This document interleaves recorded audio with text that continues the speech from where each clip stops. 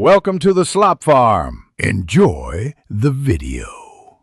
You start by confirming your Android version and model, because not every phone allows MAC changes. Enable developer options, then USB debugging. Make sure your phone and PC trust each other. Install a non-root MAC spoofing app from the Play Store that supports randomization or manual input. Once done, open the app and grant the in-app permissions it requests. This step lets the app access Wi-Fi interfaces without root. Make sure Wi-Fi is off briefly before proceeding to the next slide. With Wi-Fi off, open the MAC Changer app and pick the wireless interface. Many apps list WLAN 0 or similar. Choose a randomized MAC or type a valid address using hexadecimal pairs separated by colons. This prevents conflicts and preserves unicast/topology rules. Tap Apply.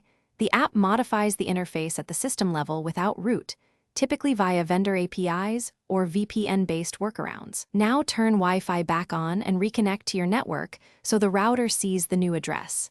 If it fails, repeat the apply step. Once reconnected, verify the new MAC in Wi-Fi advanced settings or use a network scanner app to confirm.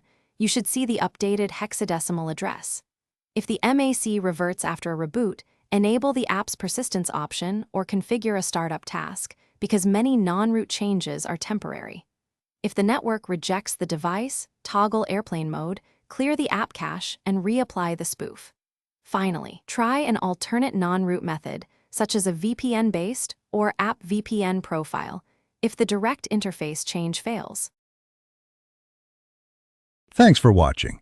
Consider subscribing if we helped you today.